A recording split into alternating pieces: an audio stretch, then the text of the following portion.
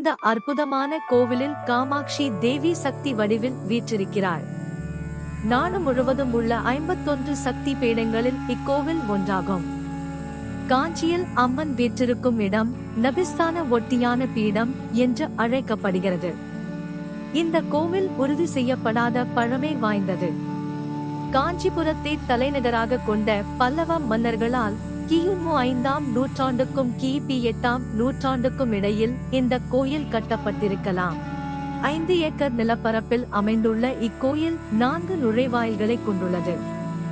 வெளியில் இருந்து பார்த்தால் தங்கத்தால் மூடப்பட்ட கோவிலின் கோபுரம் தெளிவாக தெரியும். கோயிலின் பிரதான நுழைவாயிலில் வலது பக்கம் மகிஷாசுர மர்தினியும், இடது புறத்தில் காலபைரவரும், மையத்தில் ஒரு பெரிய துவஜ ஸ்தம்பமும் காணப்படுகின்றன. காமாட்சி தேவியை தரிசனம் செய்வதற்கு முன் விநாயகரின் சிலை வருகிறது.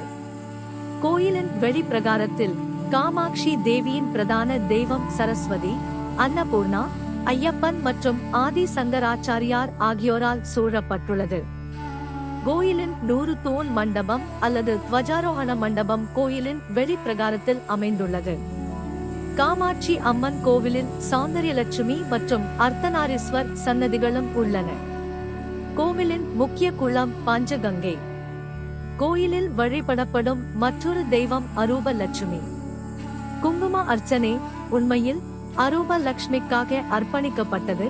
இருப்பினும் இது காமாட்சி தேவிக்கு அர்ப்பணிக்கப்படுகிறது. தேவியின் முன் ஜகத்குரு ஸ்ரீ ஆதிசங்கராச்சாரியாரால் நிறுவப்பட்ட ஸ்ரீசக்கர யந்திரம், ஸ்ரீ காமகோடி பீடம் உள்ளது. காஞ்சியை சத்யவிரதா க்ஷேத்திரம் என்றும் அழைப்பர். காஞ்சியில் மண் சிலையை உருவாக்கி சிவபெருமானை வழிபட்டதாக புராணங்கள் கூறுகின்றன. அந்த நேரத்தில் தேவியின் வழிபாட்டை சோதிக்க சிவபெருமான் அதிக அலைகளுடன் கம்ப நதியாக அவதாரம் எடுத்தார். அம்மன் தனது 2 கைகளாலும் அலைகளில் அரிப்பு ஏற்படாமல் சிலையை நெருக்கமாக பற்றிக் கொண்டார். இதனால் வெள்ளத்தில் சிலை அரிப்பு ஏற்படாமல் தடுக்கப்பட்டது. வாழ்வாதார ஆர்வத்திலிருந்து தன்னை விடுவித்துக் கொள்ள பஞ்சகாக்னி 5 நெருப்புகளால் சூழப்பட்டுள்ளது. சூழப்பட்ட ஊசி முறையில் அமர்ந்து பூஜையும் செய்தாள் தேவி. தேவியின் பக்தியால் மகிழ்ந்த சிவபெருமான் அவள் முன் தோன்றி தேவியை மணந்தார். ஊரில் பல சிவன் கோவில்கள் இருந்தாலும் அம்மன் சன்னதி கொண்ட ஒரே கோவில் ஸ்ரீ காமாட்சி அம்மன் கோவில். கோயிலைச் சுற்றி மேலும் 8 சக்தி தெய்வங்களும் உள்ளன. அம்மன் வீற்றிருக்கும் இடம் காயத்ரி மண்டபம். அம்மன் 3 வடிவங்களில் கோவிலில் வசிக்கிறார். ஸ்ரீ காமாட்சி, ஸ்ரீ பிலாஹாசம் மற்றும் ஸ்ரீ சக்கரத்தின் வடிவங்கள். அம்மன் பத்மாசனம் அமர்ந்த கோலத்தில் இருக்கிறார். தேவியின் முன்கைகளில் பாசா, அங்குசா, புஷ்பபானா மற்றும் கரும்பு உள்ளது.